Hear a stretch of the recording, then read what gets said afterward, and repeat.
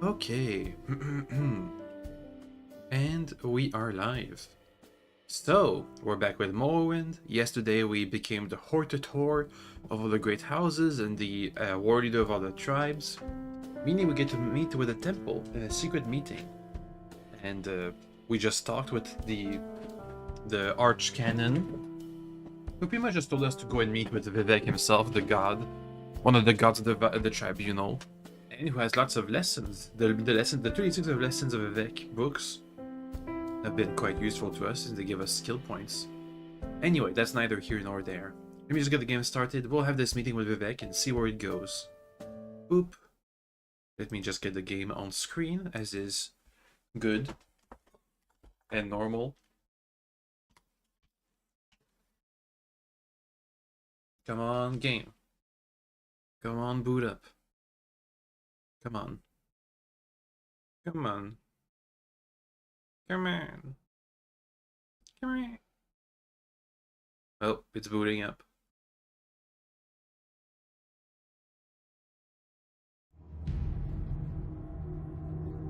Alright.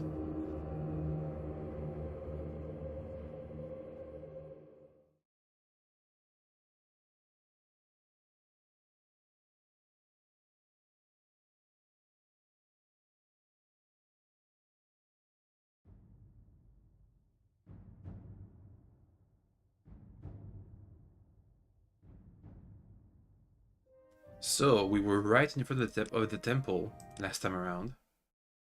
Which means we shouldn't have to travel too far. Boop. Can I pray? Palace Shrine. Are these special? The grace and of this shall take you for your generosity, Lord Vivec. I shall neither hoard nor steal nor recover myself. I had pilgrimage to the temple of Vivec and read the grace of generosity. Donate 100 gold. I shall neither hoard nor steal nor recover myself with profitless treasures, but shall share freely among house and hearth. Right? I mean, that's cool, but I'm not really here for that. Ooh, also, can I train acrobatics here? That we can. Oh well. Let's not focus on that. Let's first go and meet with the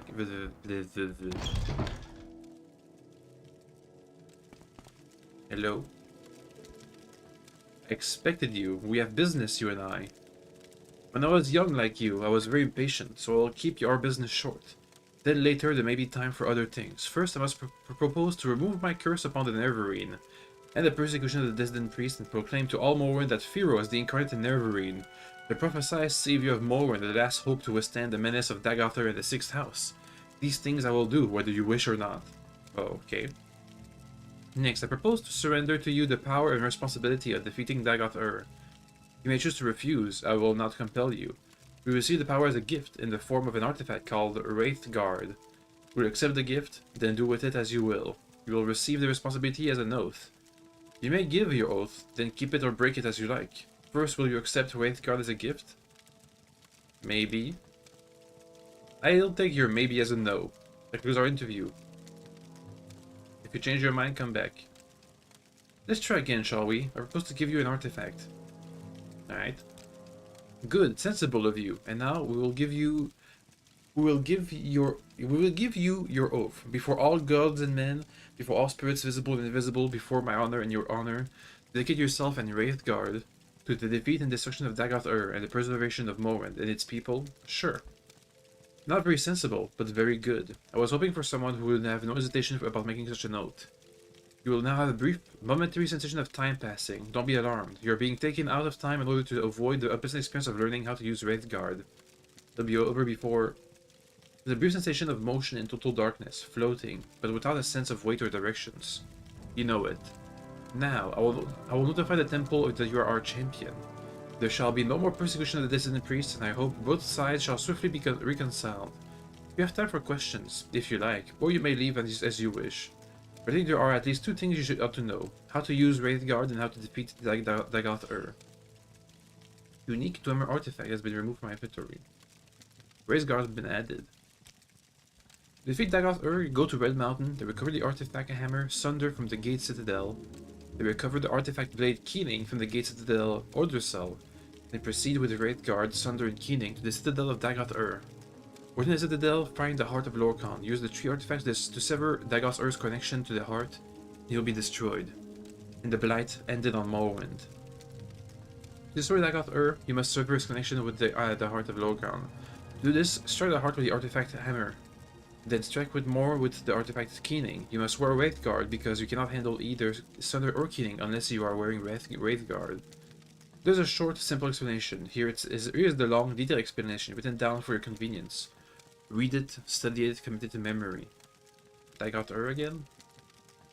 Dagoth-Ur is the former Lord High Counselor in House Dagoth. He was of Lord Nervar's generation, older than we, and a mighty sorcerer initiated in life. In his sustained shadow of mortality, he appears to be a highly intelligent, severely deluded immortal monster with unparalleled supernatural abilities. He appears by turns lucid and deranged, compassionate and bestial, profoundly wise and profoundly disordered. In short, he's a mad god. Business again? Actually, I believe we finished our business. I'll notify the temple that you such a Parasympion. Now you are my guest. I am your host, and we have time for explanations, or counsel, or questions, or bitter recommendation if you like. Or you may leave if you wish. As you wish. But I think before you should learn how to defeat, okay. Explanations. You want to know why did I wage war on the Neverine? Why did I try to suppress the Apocrypha? Why did I persecute the dissident priests? Why is Dagoth-Ur winning? How does the tribunal fight Dagoth-Ur? What are Wraithgar's power? I mean, yes. The war on the Neverine. Why did I try to kill you? Because you threatened the faith of my followers and needed afraid to hold back the darkness. I thought you were my enemy, a pawn of the subtle Daedra Lord Azura, or a pawn of the Emperor, or a simple fraud, perhaps a hero. But much more of my faithful could destroy you. Now circumstances are altered, I need you, and you need me. Suppress the Apocrypha. Why did I suppress it? Because it was such an unfortunate mixture of truth, falsehood, and speculation that I couldn't afford to manage the confused reaction of our faithful.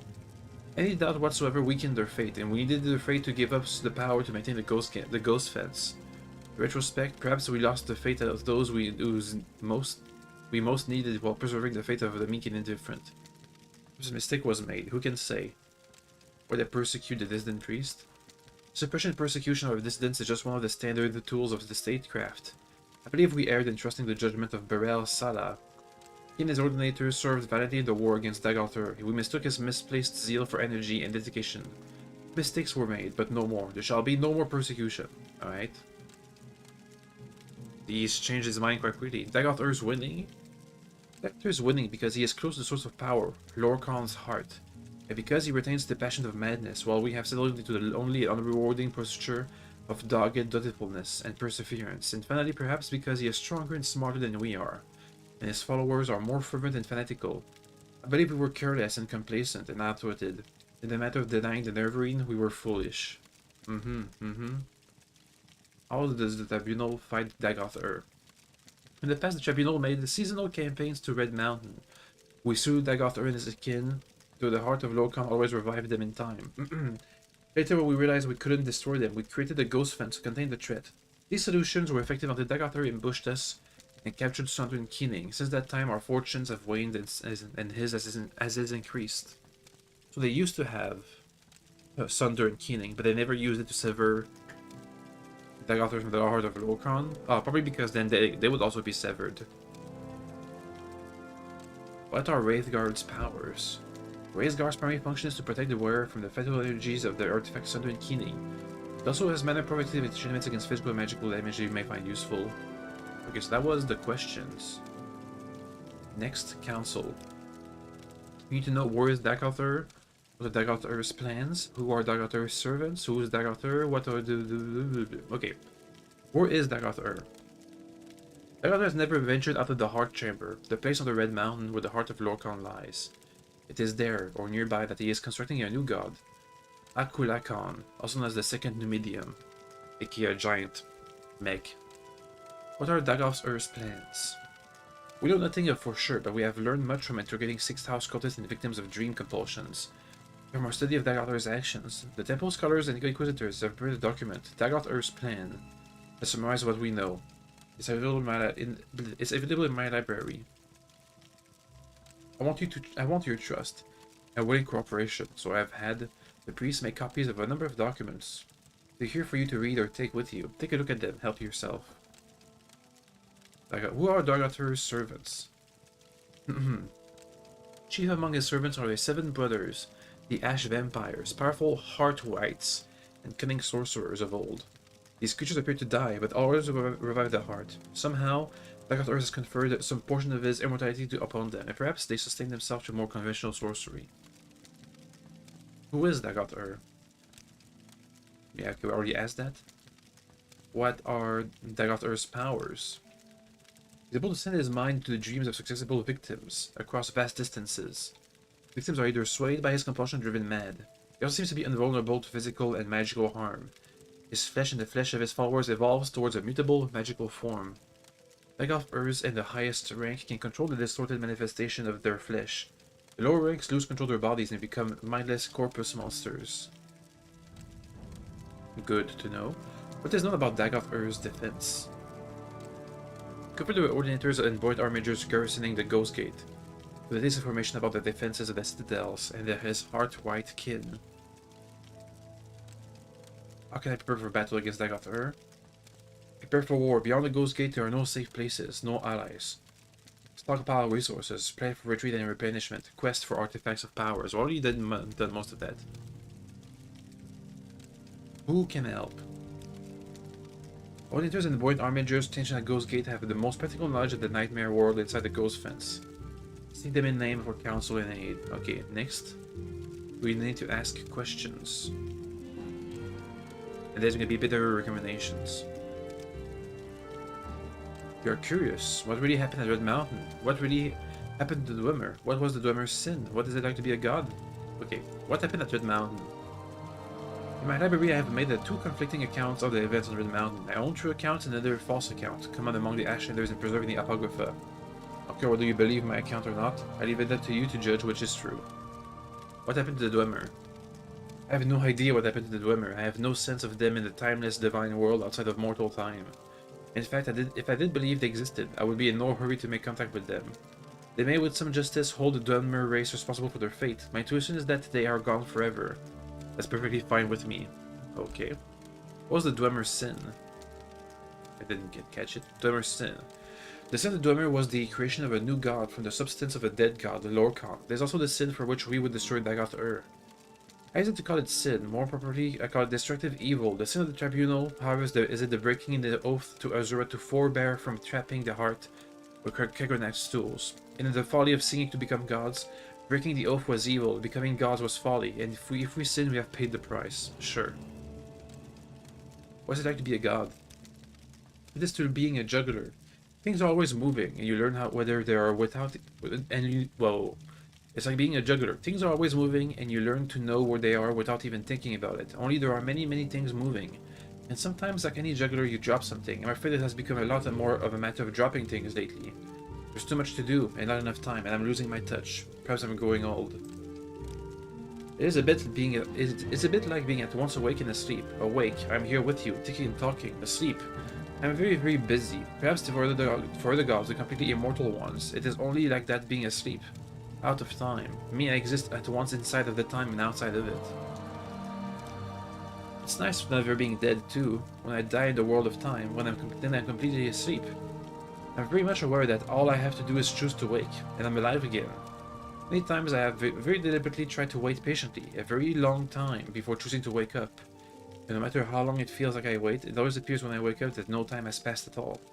That's the God place, the place out of time, where everything is always happening all at once. The loading screens. Save. Do you remember being mortal? I remember, I do not feel it. I can, if I choose, remember the feeling, but I do not choose. It is very, very sad being mortal. There's happiness, but mostly sadness, as I've said. Count only the happy hours. For mortals, there are all too few. But for gods, there's no more feeling, only knowing. He pauses. Not quite no more feeling. I still want to win. I want to defeat Dargathur. Perhaps I have lost the feeling for the people, for their suffering. I don't want that feeling. It's no use to me. It's no longer what matters to me. I only want not to lose. To lose would be very, very bitter. How do you feel about the people of Morrowind? I love the people of Morrowind, except I don't care about them. I became a god to make their lives more comfortable and secure. I'm the most close to my faithful followers. I'm literally their hearts and minds. I feel the most sympathy with House Redoron. They are Dunmer driven by creeds and deeds, like I am. House Indoril is closer to the compassion and sympathy of Almanexia, comfortable and secure serenity. House Silvani matches the disposition of my brother Sotasil, iconoclastic, profane, unconventional. House Talu represents the future of the Dunmer, integrated into the sophisticated mainstream of the traditionalist, raceless, godless culture of the Empire. House Dress represents the past of the pre-tribunal of the bleh. House Dress represents the past of pre-tribunal Great House culture, a persistent tradition of Daedra, an ancestor-worshipping, civilized Dunmer clan.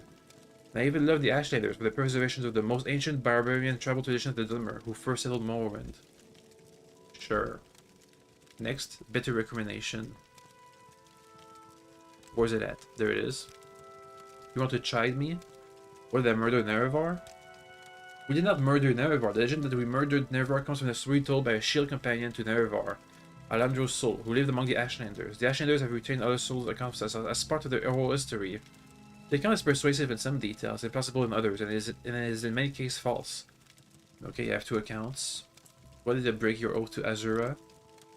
As long with Norman Nerevar and his assistance, Almanexia, Sotasil, and I swore before our god of oaths at the time, the Daedra Lord Azura, never to employ the tools of Kikonak for any purpose. We broke our oath. We turned our back on the old gods. I still see no compelling reason to worship any of the Aedra or Daedra, but for the respect I held for Nerevar and the respect I held for myself, I should never have betrayed my oath. Out of all my life's action, I almost regret that failure. Why did I cause others to suffer? I spent that question and I knew for it. The most I can say is I did the best I could as I saw things. Can you, mortal, presume to judge the actions of a motive of a god? Because I need you and you need me, I will make an accounting for my sins to you, but not now. Destroy Dagoth Ur and then I will discuss my sins. Then perhaps we will have earned the right to judge me. Alright. I think that's all.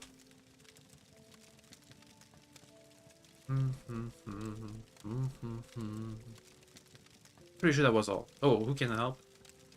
I already asked that. Okay, where was the library again? I think it's over here. Yeah. And to defeat Dagoth Ur. For the past 20 years, the Tribunal have tried unsuccessfully to execute this plan. However, we failed because we required to stage an assault and simultaneously maintain the ghost fence to prevent the threatened large-scale breakout of the Dagoth Ur's blighted host. With the Nerepri leading the assault and the Tribunal free to devote their full energy to maintaining the ghost fence, this plan has a greater chance of success. Unfortunately, the loss of the artifact Southern Keening and the recent increase in Dagoth Ur's strength pose new problems for the execution of the plan. Our proposed plan has the following 5 phases: a series of aggressive raids to scout inside the ghost fence, a series of aggressive raids to neutralize Dagoth Ur's Ash Vampire kin and recover artifacts from the bodies of his kin, an assault on the Gate Citadel Verminal to neutralize Dagoth Vemin and recover the artifact Hammer Sunder, an assault on Gate Citadel Ordersalt to neutralize Dagoth Ur's Odros and recover the artifact Blade Keening, an assault on Citadel Dagoth with its artifacts to sever Dagoth Ur's connection. Phase 1. Raids inside the ghost fence. The Tribunal Ordinators and Point Armigers are familiar with the terrain. Provide maps and current intelligence reports. The region inside the ghost fence is dangerous, and the Nerve Marine will need to be familiar with its particular challenges. After measuring skills and resources against Dagoth Ur's defense, the Nerve Marine will now better know to pace a campaign, alternating raids with improving skill, gathering better equipment, and stockpiling resources. Raids upon the Ash Vampire Citadels. Dagoth Ur's kin have become markedly more powerful in recent decades, after remaining stable for thousands of years. They can be individually isolated and destroyed. They will not be able to support Dagoth Ur in the later stage of the war. It may also be that the dramatic increase in their power comes from items generated by Dagoth Ur. Salvage or sell items might contribute to our resources. Assault on the Gate Citadel Viminal. Essential to recover the artifact Hammer Sunder for Phase 5. The Ash Vampire Dagoth Vemil has possession of Sunder and probably seeks to discover the secrets of its enchantments. He may also have access to notebooks and journals of Kurganex that have survived in the drummer workshop of Veminal. Go to Odrosol. Discover the secrets of the enchantment. Sound the Citadel of Dagoth. For the previous stage, our preparations for this stage. Recent expeditions show that the Citadel of Dagoth has undergone an expensive expansion. The location is needed to be explored carefully. The known route to Heart Chamber will be well defended. Alternative routes may exist. Dagoth Ur will have anticipated our plan to destroy him by attacking the heart. They will almost certainly personally oppose approach to the heart chamber. Together with the Tribunal, Together, the Tribunal could not defeat him, and he has only grown stronger since then. Immediately, the Tribunal has had the distraction of maintaining the Ghost Fence, simultaneous with fighting Dagoth but even so, the challenge seems daunting. The adoption of this phased campaign seems to offer the best chance of success. In retrospect, the Tribunal's decision to directly assault the Dagoth rather than proceed step by step through lesser objectives must be seen to have been a serious error. The Tribunal did not feel it had the options of a slow-paced and deliberate campaign, given that they had many other competing priorities, not the least of which was to maintain the Ghost Fence. The Nerebrine, on the other hand, should be best served by a careful step-by-step advance, with the additional advantage of building confidence along the way, while success would undermine Dagoth's own assurance in his plan. Employing Kakarnak's tools against Dagoth, the source of Dagoth's supernatural power is the Heart of Lorkhan. The heart is also the source of the Tribunal's divine power. During mythic times, the gods took it and hid Lorkhan's heart beneath Red Mountain as a punishment for creating the mortal plane. The Dwemer discovered it while building underground colonies. High Craft Lord Kakarnak created enchanted tools. The War of the First Council was fought to prevent the sacrilege. Dagoth experimented with the tools upon the heart and was corrupted. We left Red Mountain with the tools and subsequently saw the cell discover their secrets. Effectively, we used the tools to establish a connection with the heart, enabling ourselves to transform into our mortal nature. This became the Tribunal. Dagoth had survived our attacks, and without the tools in a manner not well understood, Dagoth also managed to establish a connection with the heart and to transform himself into an immortal being. Our plan to destroy Dagoth also runs the risk of destroying the Tribunal. The plan is to prematurely disrupt Kakarnak's enchantment upon the heart, severing connections with Dagoth and ourselves, and rendering us all once again mortal. A mortal Kakarnak may then be destroyed by mundane means. The loss of godhood and the possibility of death to the Tribunal are judged a necessary risk and sacrifice. The normal procedure for establishing connection with the heart is a 3-step process. The wearer of Wraithguard strikes the heart with a hammer sunder, causing the heart to produce a pure tone. The wearer of Wraithguard strikes the heart with a blade keening, shattering the pure tone into a prism of tone shades. These tone shades are then imprinted upon the substance of the wearer of Wraithguard, giving him an immortal and divine nature. Huh. The Nerebrine will not be taught the secret ritual required to perform the 3rd step. Instead, the Nerebrine will strike the heart with keening for a 2nd time, causing its tone to diverge into unstable patterns of interference. Further repeated strikes with keening will further disrupt the tones, with ultimate results of shattering and dispelling Kakarnak's original enchantment, binding the heart, thereby severing the heart's link with Dagoth and with any surviving heart wights. With the Tribunal destroying the Kakarnak's enchantment of the heart will also stop the corruption efforts of the heart's divine power and end the blight on Morrowind. The Nerebrine may be tempted to steal the power of the heart. Dagoth and Sotasil alone know the secret. Dagoth may in extremity propose to teach the Nerebrine to use Kakarnak's tools to become a god. We know that the Nerebrine is a fool enough to trust Dagoth and are content to take this risk. Be warned, the Nerebrine cannot safely equip either Keening or Sunder unless wearing Wraithguard. The Nerebrine will be injured every moment while holding either of those artifacts unless protected by Wraithguard. Persistence will be rewarded with death. If Nerebrine can equip an item while not wearing Wraithguard and receive no injury, the item is a counterfeit. One last note. Dagoth must not get a hold of Wraithguard. The Nerebrine must prepare and use a recall or almost sleep intervention if there's any risk of death or captured.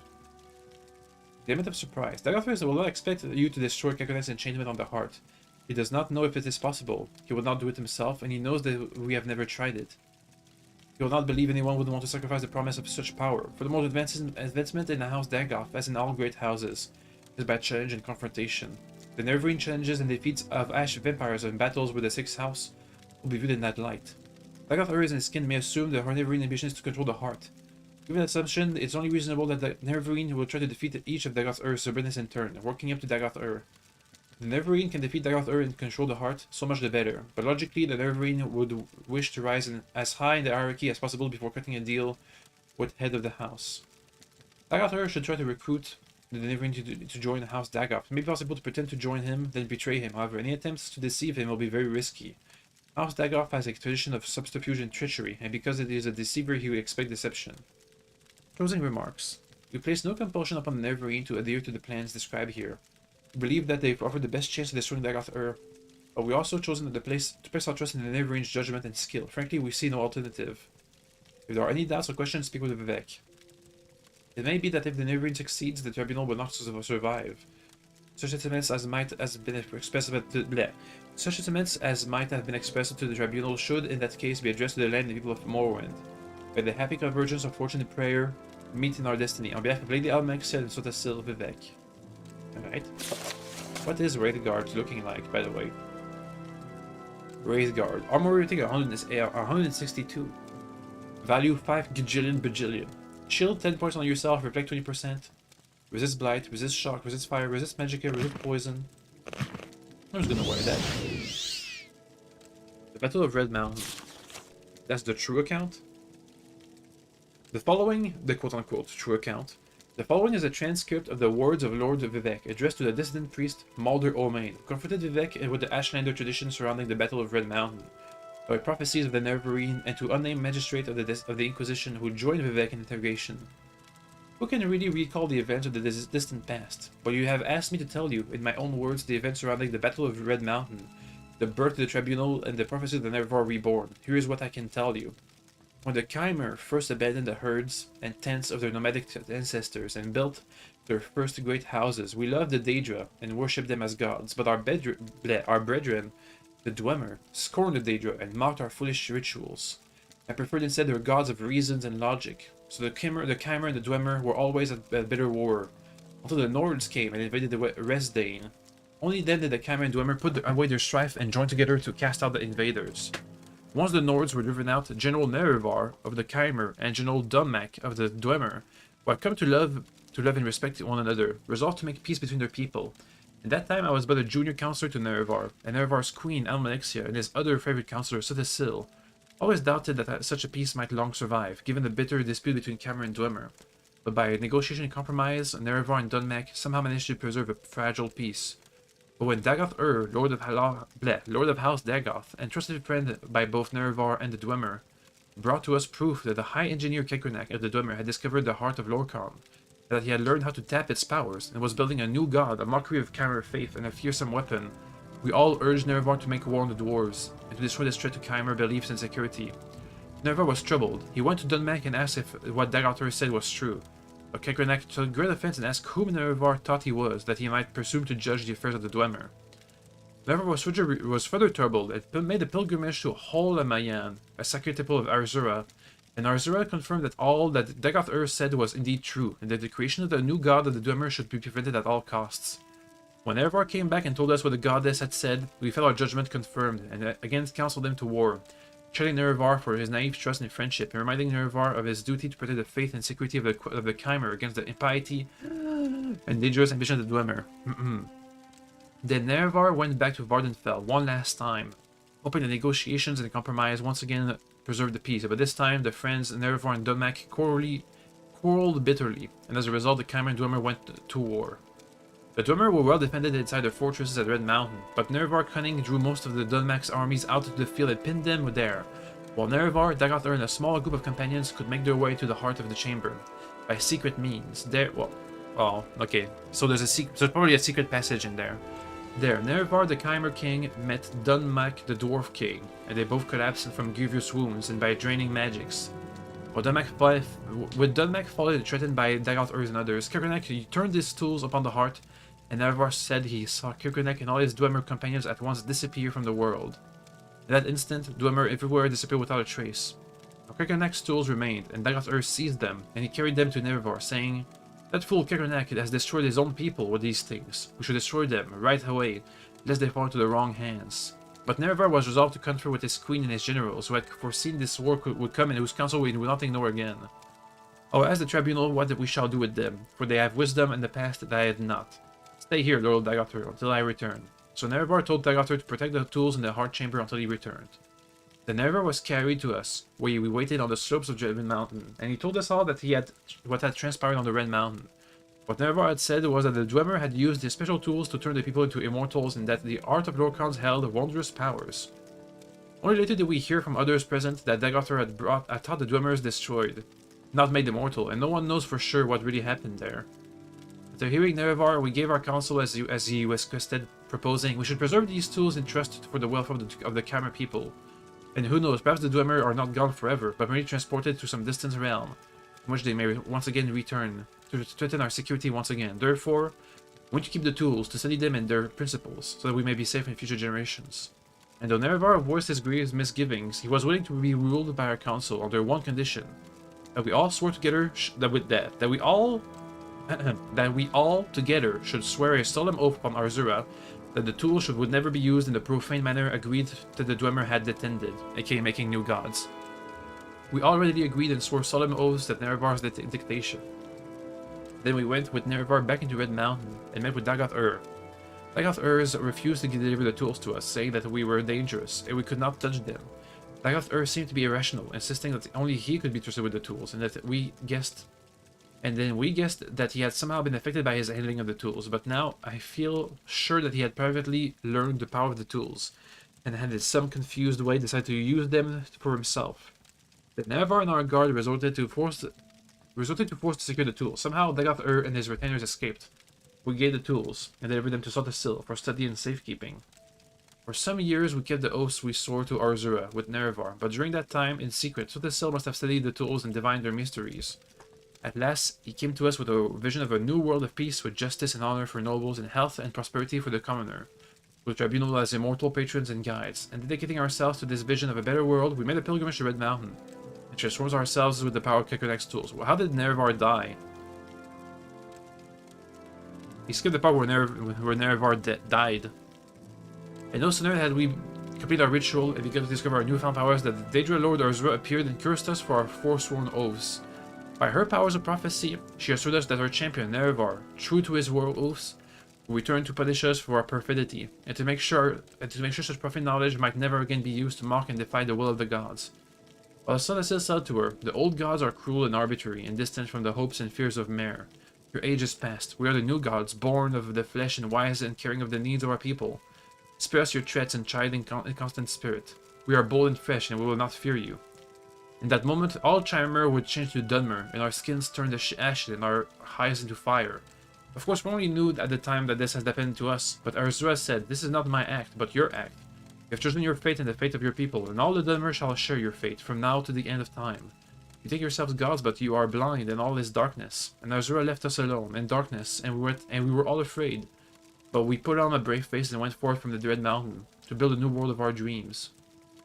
And the new world we shaped was glorious and generous, in the worship of the Dunmer fervent and grateful. The Dunmer were at first afraid of the new faces, but Sotasil spoke to them. It was not a curse but a blessing, a sign of the changed natures.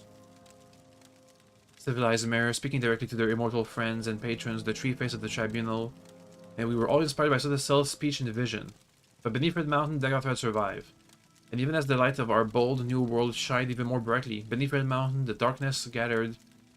In these latter days of Morrowind, reduced to a subjugated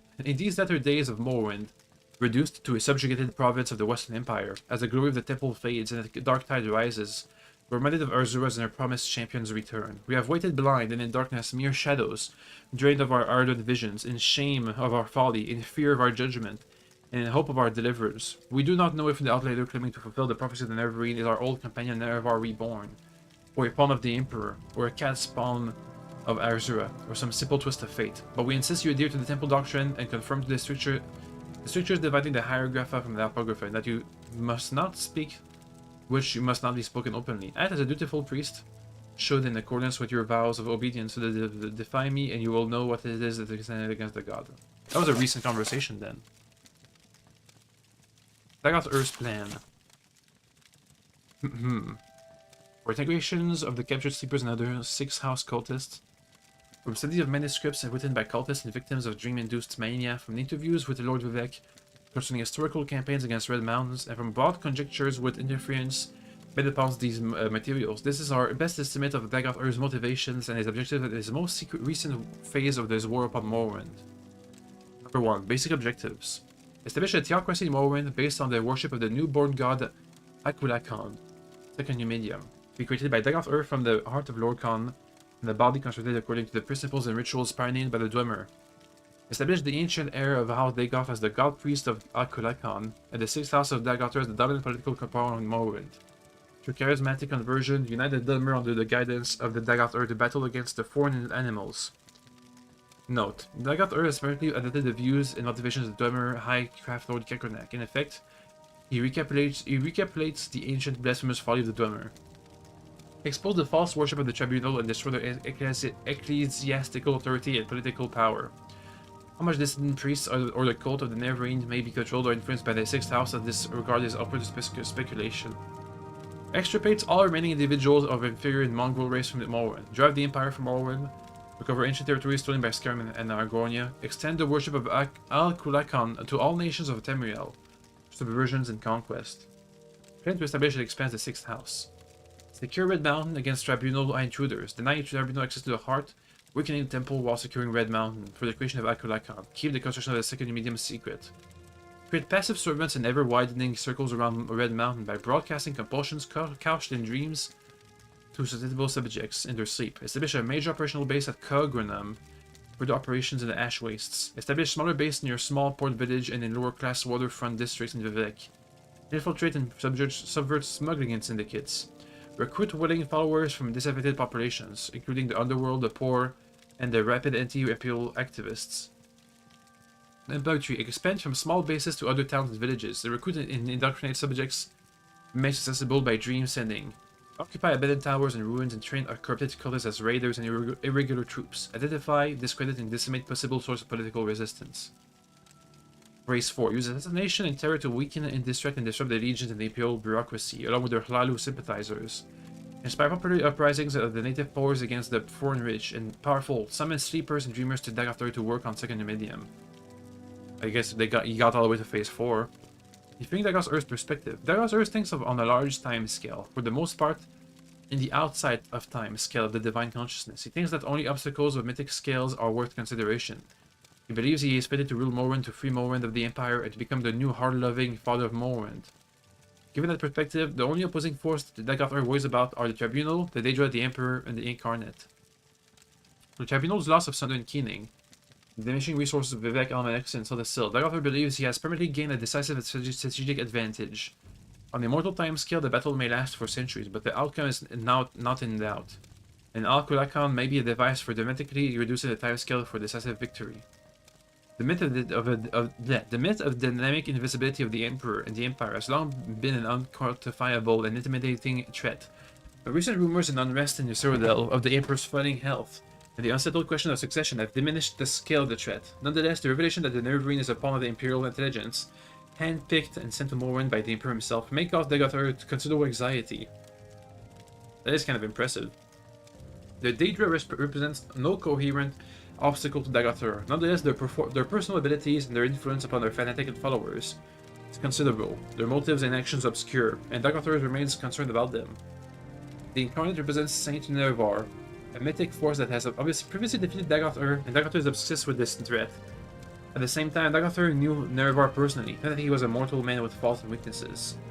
Dagoth Earth may have some hope of seducing or negotiating with Nervar's reincarnation. Furthermore, when Nervar and the Tribunal defeated Dagoth Earth, they were strong and allied. Now the Neverend and the Tribunal are weak, opposed, and divided. Therefore, though the Neverend and the Tribunal represent the most serious threat, he still has good reason to believe this time he will prevail. A recent timescale of Dagoth Earth's activities. Much of the following timescale is based on inference from incomplete information. Before the Second Era 8082. Dagoth Earth and his kin lie dreaming beneath the still of the Red Mountain. Dagoth Earth and his vampires awake, refreshed, and emerge from a lower Red Mountain. Dagoth Earth ritually binds himself and his brethren as heart whites in a ritual of his own devising. The first stage of construction of the second medium are begun by heart wings. Tribunal rise at Red Mountain for their annual ritual bathing in their heart's power. Dagoth Earth and Ash vampires ambush the Tribunal. They get the tools. From the 8082 to 8083. Oh wait, no, from 8082 to the Third Era 417.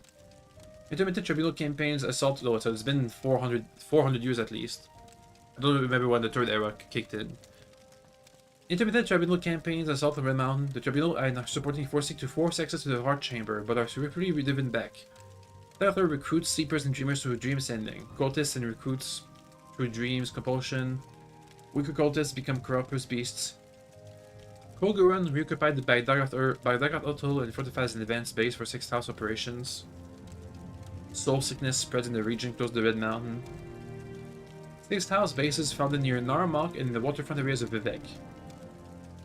Small cells of 6th House cultists in every town in Vardenfell. Larger 6th House operations are concealed in remote dungeons. Almanex and Sodasil lose the artifacts, killing and sundered Dagoth Odros and Venom.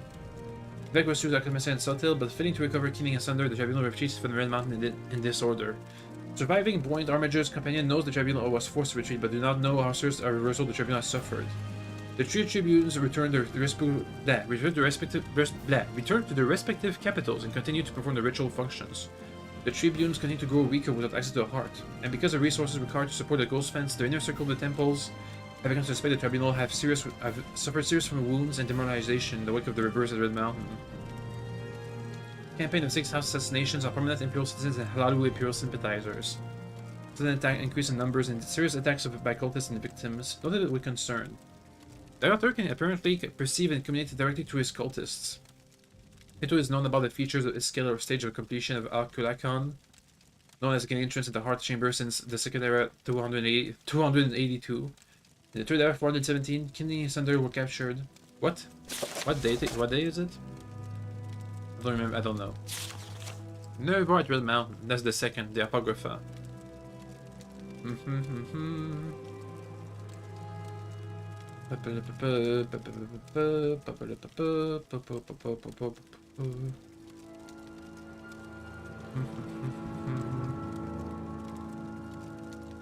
Never was troubled.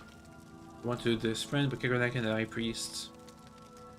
They went to war, angry with his friend who lied to him. Back to Vardenfell. This time the Charmer King had arrayed his arms and armor. Blam blam blam blam blam. Cameron Dover went to war.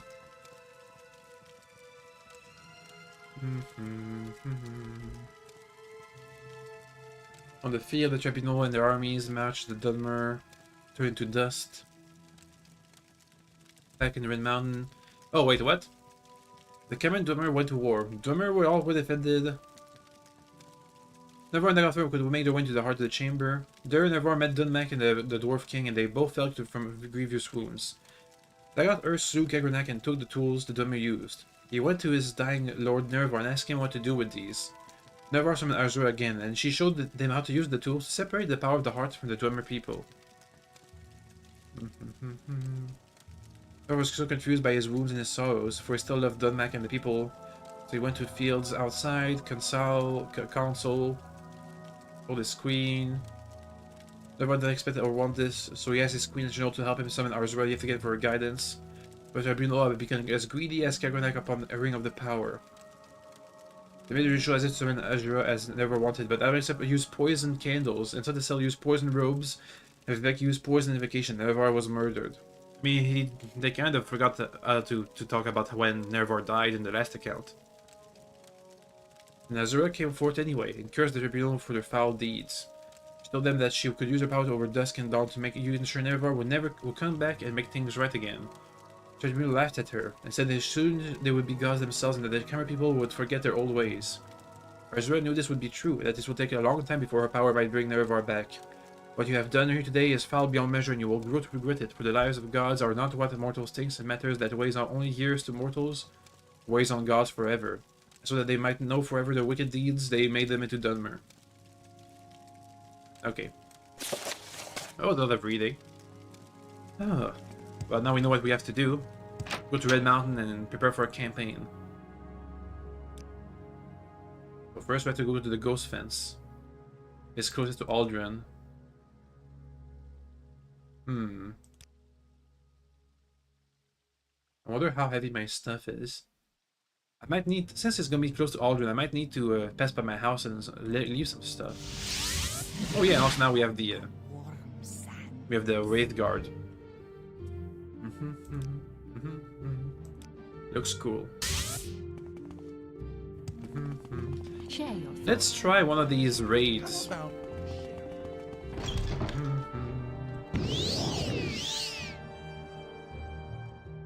How heavy is Kagrenak's Wraith Guard? 15 weight unit compared to what's the other bracer? 10 weight units. It's heavier, but probably gonna be worth it. Probably. Maybe. Maybe not. We'll see. Oop. How's my blood weapon? Still need to go to like level 90 with that thing. Also look at my list of buffs. We just got a ton more buffs from the Wraith Guard.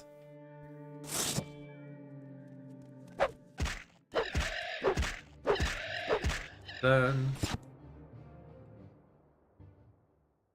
There's the ghost fence.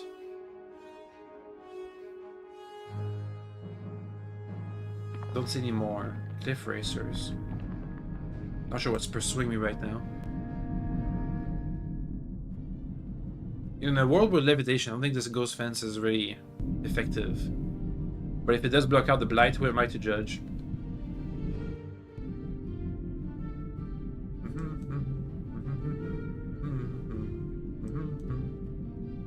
So we know we found a secret way into the Red Mountain proper. Excuse me. Here's the ghost gate.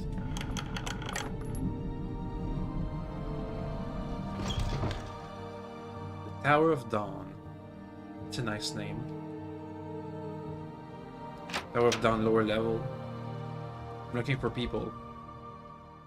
Hello, Firo. The Archcanon has announced that Lord Vivec has selected you as a champion of the temple in the war against the Dagothar in the 6th house. I'm very happy if I applaud for you to success.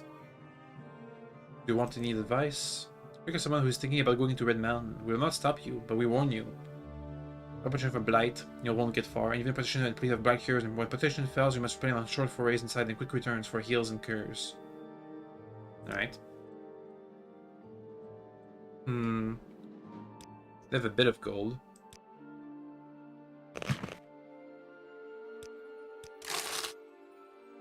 I just sold one of my many bracers, probably won't be using it anymore.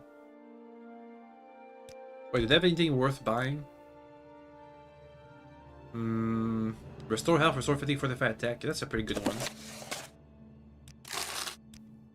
Yes, Outlander, what may I do for you? Do I have debuff stats? I don't think I do.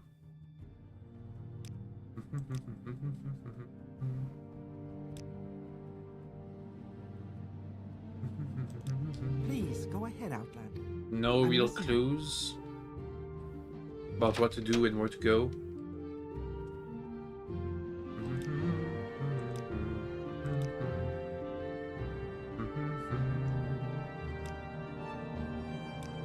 Any good spells they have?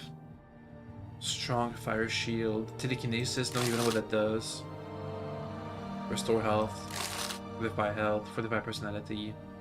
Ooh, Restore Fatigue. Restore health. Resist, restore intelligence, restore speed, restore willpower. I mean, I can get restores. My own restores.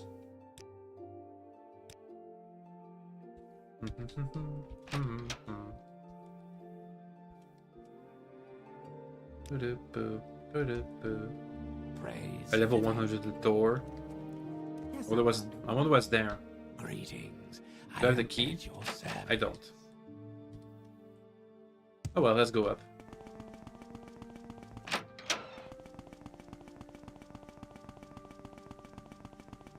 Tower of Dawn. Hello. What can I buy? Potions, I'm good.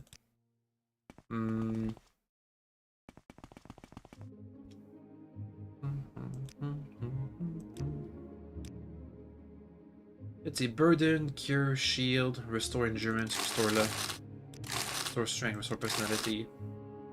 Resist magicka for 40%. Or 22 from 22 to from 20 to 40%.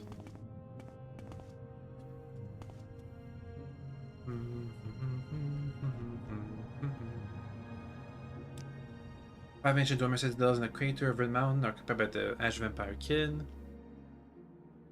Whatever, they don't give me any specifics.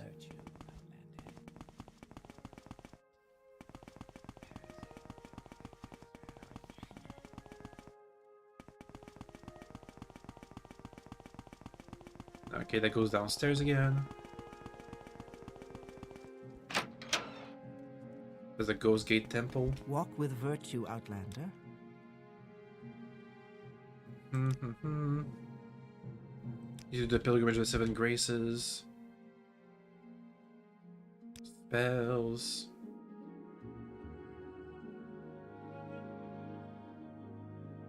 Nothing really.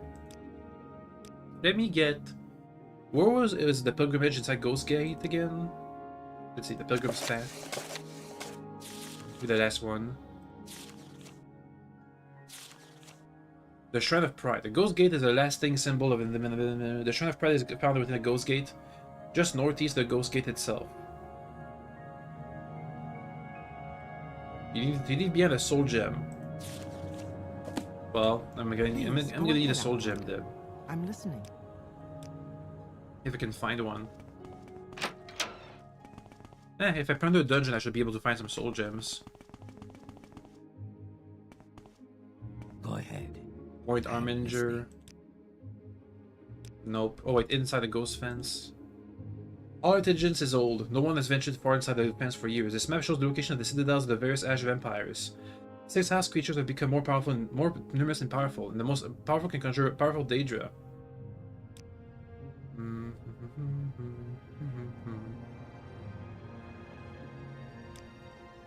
Let's see, map of Ghost Gate. Or map of something.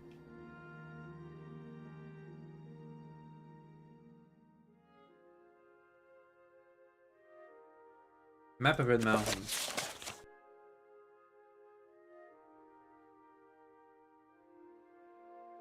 That's just Vardenfell. Northwest, northeast, center, southwest, southeast, south.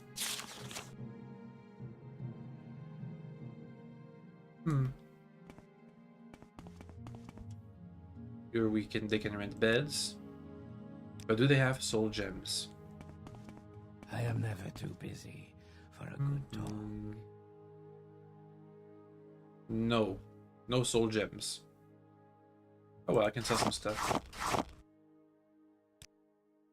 That's fine. There's someone watching me. I can tell. Walk with virtue. Ooh, somebody in glass What do you want armor. of me, Outlander? The full set.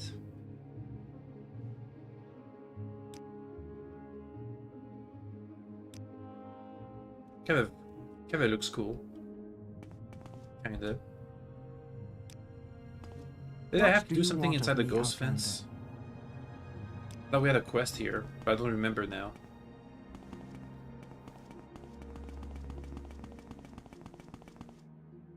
Oh well. However, dusk, lower level. Nothing here.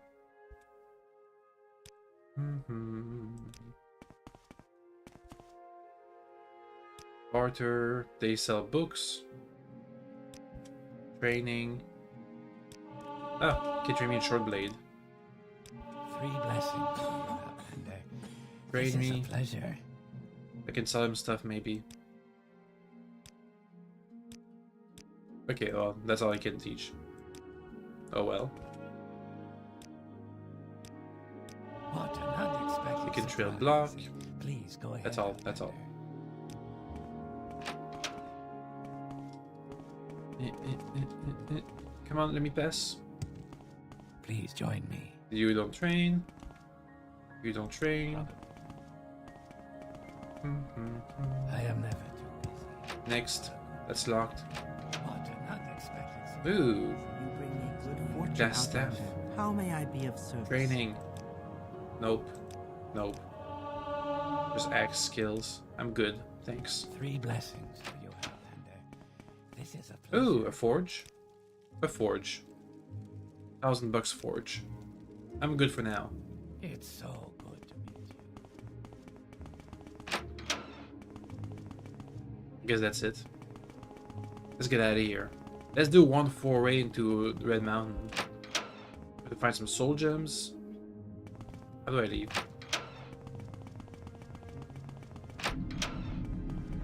Let's find some soul gems inside of a dungeon so we can do the pilgrimage.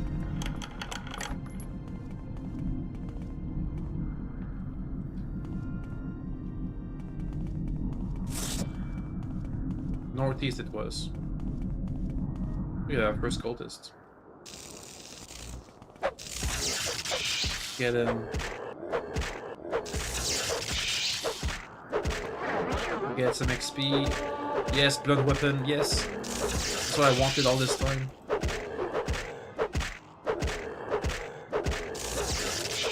Ah. Anyway, we were supposed to go northeast. The pilgrimage site. See if I can find it. Oh, there it is. I will have my soul gem though. Ah, the ghost fence is made of many soul gems, huh? Interesting. Damn, things in here are way tougher. Even the cliff racers are tougher. Anyway, let's make our way to the first dungeon. Okay, look at all these cliff racers. That's a ton.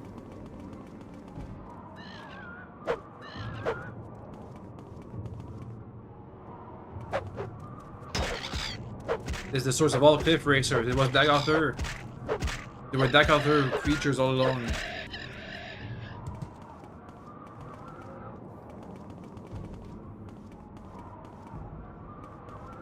Oh, there's a thingy. Let's bonk it until we win.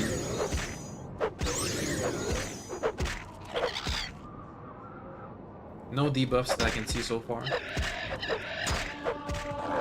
Hey, medium armor increased. That's neat. Oh, I'm taking a lot of damage. Let me put on my second ring of health, if I can find it.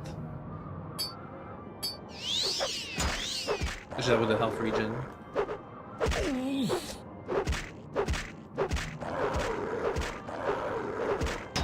Get him. How's my blunt weapon looking? We just leveled it up. Oh yeah. Oh yeah, we're power leveling here.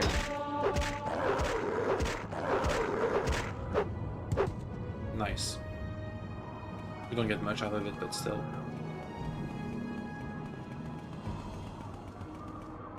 As we fight these guys one at a time, we'll be fine.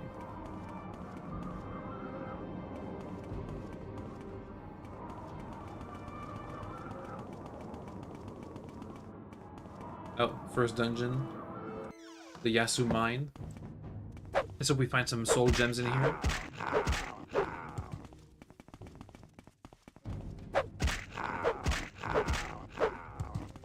It's a glass mine. I can get some glass here. If I wanted to. Lots of Nyx hounds. So it's kind of dark. It's so dark. Can't see nothing.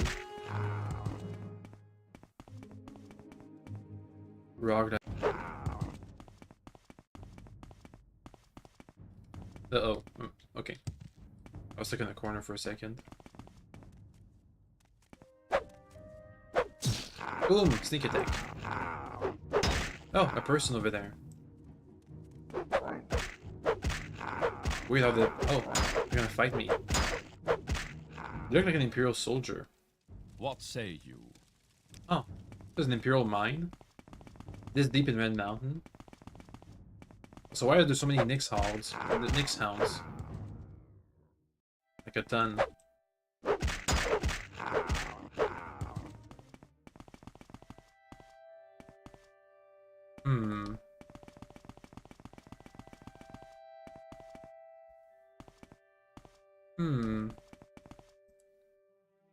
Strange. Wonder where this goes. There's a person here. Look, do you have soul gems or not? That's it? You guys are just deep in here mining? They're just deep in here mining. No soul gems. If I didn't know better, I'd say they were trapped in here. Oh well, time to leave.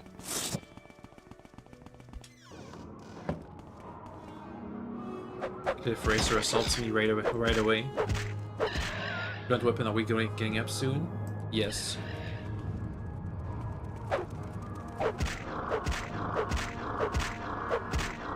Keep it up.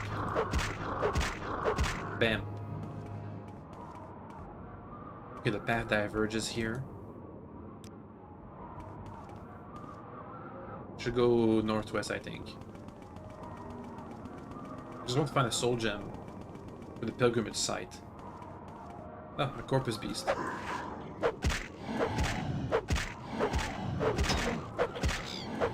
And more cliff racers. Awesome.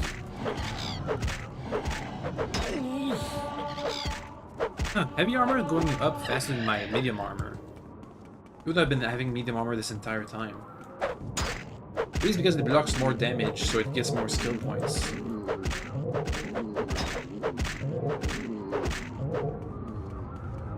Also, this place is amazing for leveling up.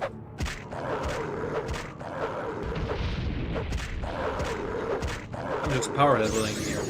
I'm just farming.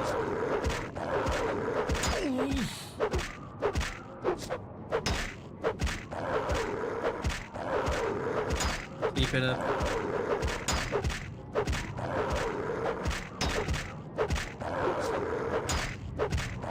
Easy.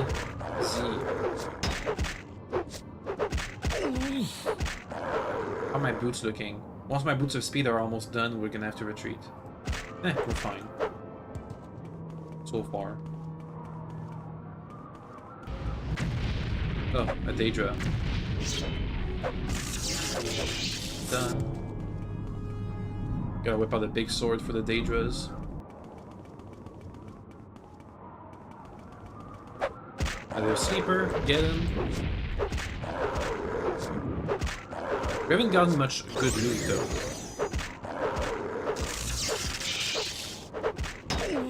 Oh. Getting bonked more.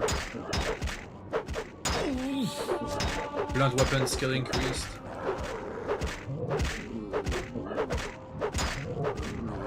Just keep bonking. That's what farming looks like.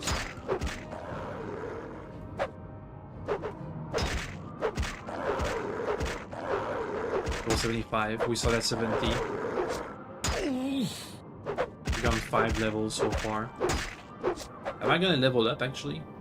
No, not at this rate. Security's not gonna go up, sneak-ins isn't gonna go up.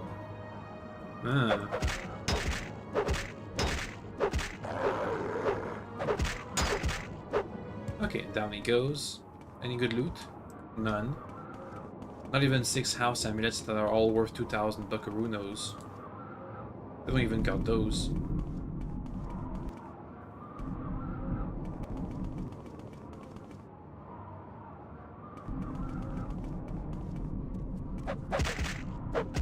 I wonder where we are now.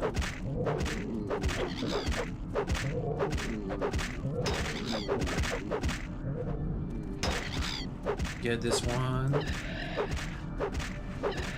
Bump, bump, bump.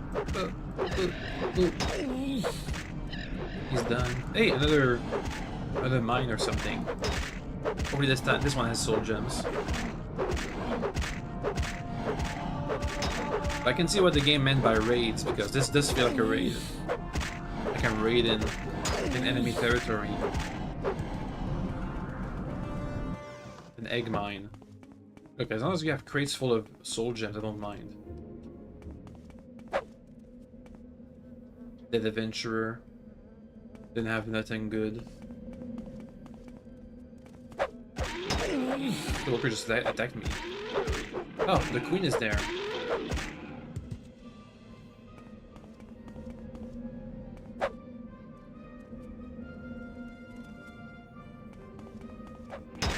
What the?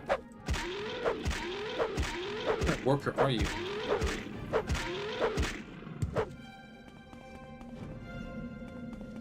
There's the queen. You.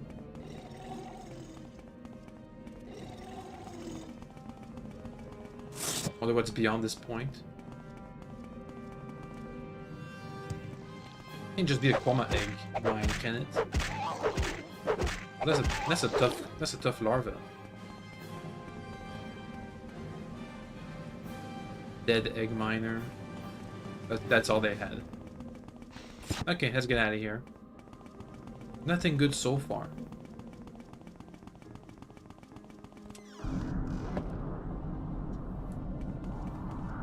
Oh well. Let's keep at it. So is it or does this place look less red? It's like more grayish.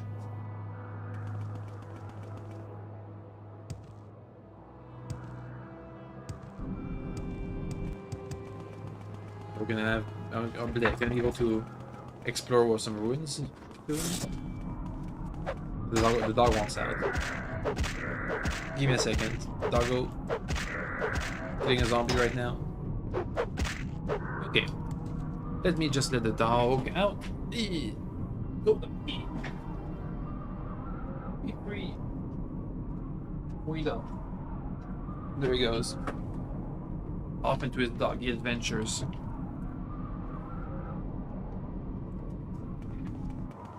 Okay.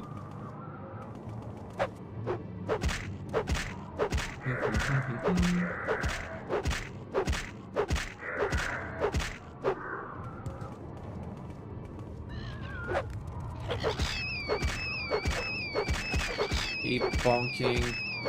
That's a tough rat.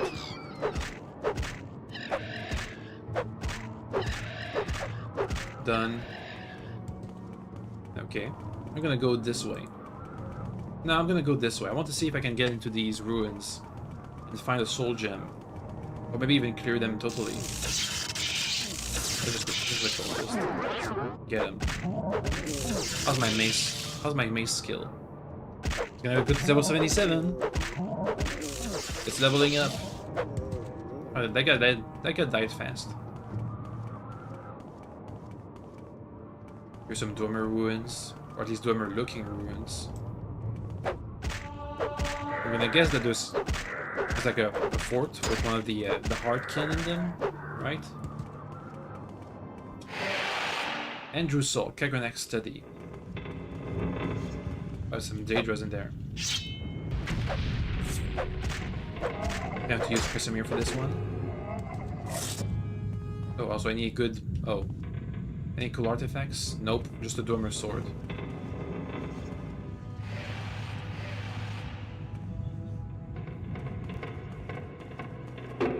Hey. Kill him. Also, I gotta look around for soul gems.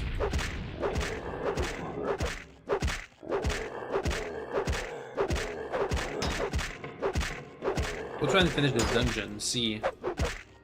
What is that over there? Just draining health. Let's see what one of the Heartkin's special mega enchantment items looks like. If it's worth the time and effort to go get it.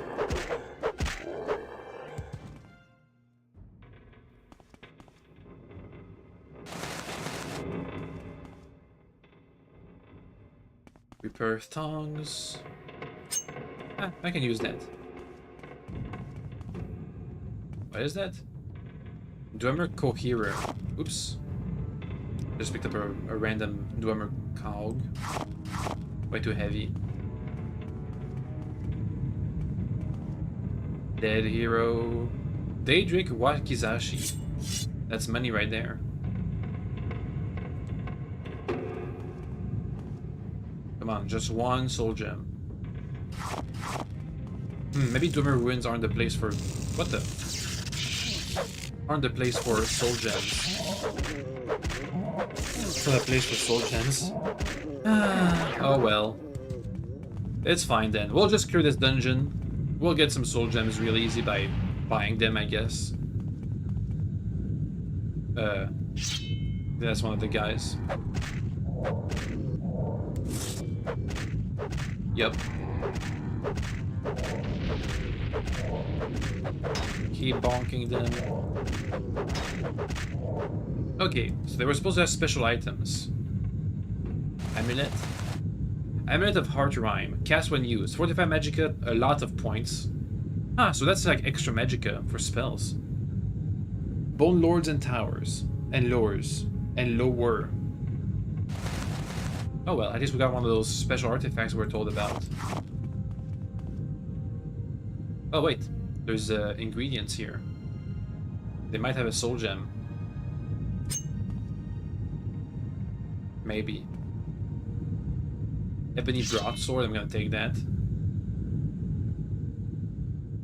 Glass boots, I'm gonna take that. Illusion. Cool. Mortar and Thistle, Pestle, Keronak's journal. The contents of this handwritten journal are in an unfamiliar language. There are many complex diagrams heavily annotated with numbers and strange symbols. Yoink. Wonder if I can get all the journals. Special flow of Tamriel. Ghoul Heart. Drummer Centurion plans. Yoink. Alright, well, that was cool. It's not that big of a dungeon either.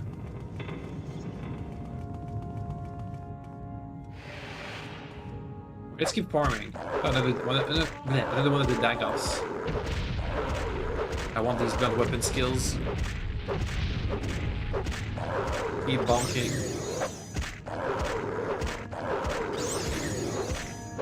We'll be level 80 with our mace soon. Good thing we're immortal. Really helps with the combat. And there he goes. Do you have anything special? Ah, an amulet. Yoink. Skeletal corpse, nothing special. Okay. Let's go back up. Oh, excuse me. I'm just gonna kill you real fast. Thank you. Let me repair some of my stuff with these repair thongs.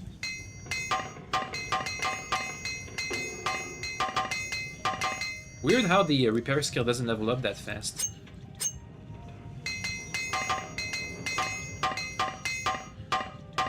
Okay. Well, that was the first, like, quote-unquote mini-boss. The first Ash Vampire, I'm gonna guess.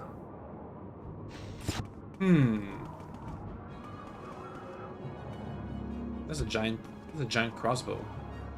It's cool.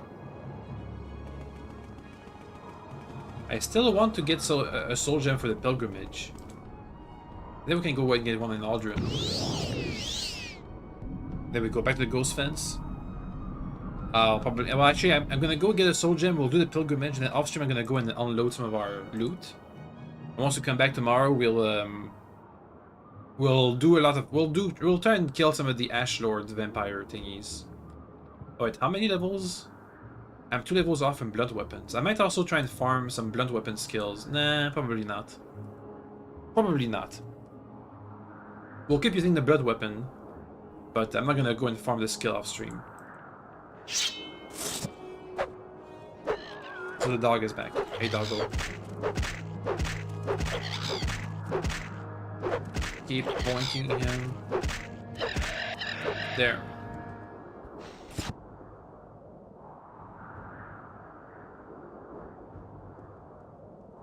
Alright. Now there was an enchanter in here. I think it was this person. That's an alchemist. You'll bring me good fortune. Over here. Enchanter. Yes. Does he have soul gems? Yes. I'll get a soul gem with some soul in it, whatever. Wow, only paid 200 bucks. I had a 2,000 item I paid 200 bucks for. I think the prices are broken. I think my high mercantile makes the prices broken. Like, I sell for very low prices. This is because I am at 105 mercantile. Why am I at 105, by the way? What boosts mercantile?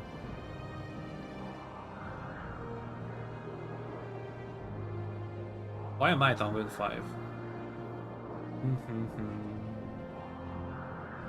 Oh. Palace Blessing. Mercantile plus 10. No, that's not it. The prices were broken before I got the blessing anyway. But yeah, the prices are broken.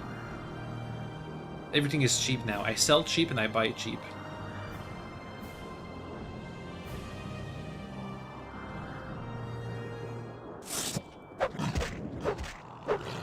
realized broken in the base game. Oh well. If everything's gonna be cheap from now on, that's fine for me. It just means that our infinite money we got before we broke is gonna last much longer.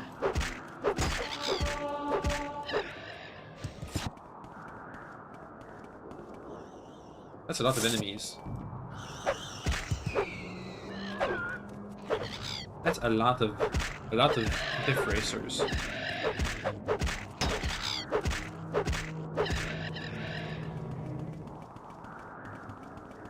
Look at all these cliff racers.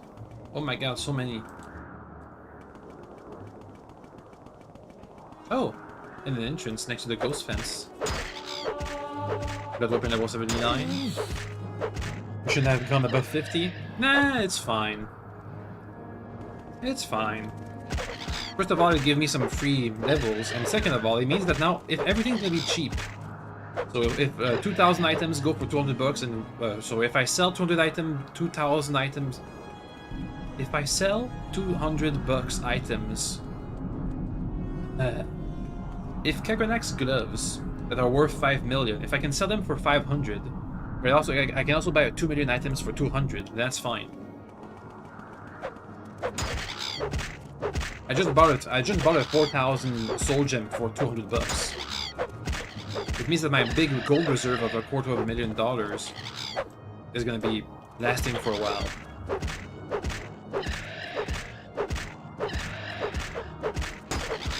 Okay, how's my blunt weapon? Look at that. We're gonna master this soon. Somebody's ancestral tomb, I'm just gonna visit it real quick.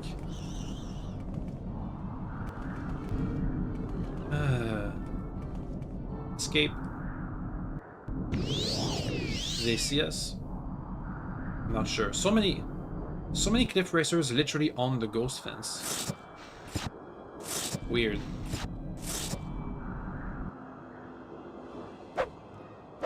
Also notice how training prices are also reduced. Come on. Get them. They're free XP. Free XP, I tell you. Next. Get them.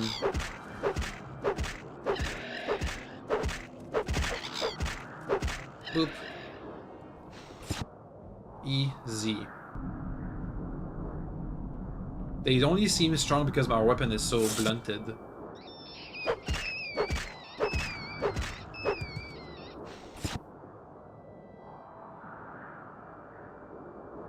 Yep, we're gonna get to level 80 soon, which means I'll be able to advance in the Imperial Cult again. We'll do that. We'll do the Imperial Cult once we're done with the main quest. I think from now on we're gonna focus on doing some raids around Red Mountain. They said they had 6 or 7 Heartkin. We know about 2 of them for the main quest with Keening and Sunder. So which means there's 4, at least 4 left. We already killed 1, so now there's 3 left. With 3 potentially super strong items on them. Okay, let me go and do the pilgrimage. Oh. That's smart. They closed the gate.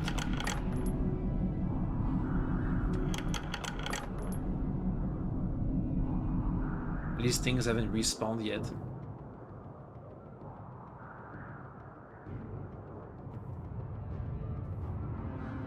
Here's the shrine. Donate a soul gem. Thank you for your pride, Lord Vivec. I shall not indulge myself or my people on my gods, and shall insist upon them in my ancient rites. So we're halfway done with the pilgrimage, I think.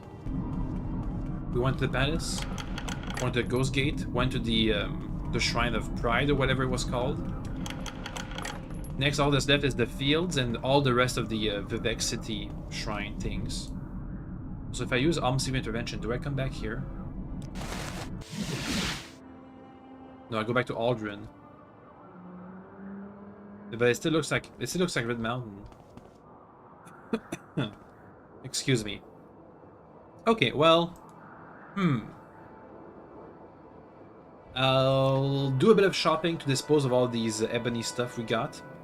Then we'll go back to Ghost Fence. Next stream, we'll go back to Ghost Fence and do some raids around Red Mountain. Look at that. We already explored like a quarter.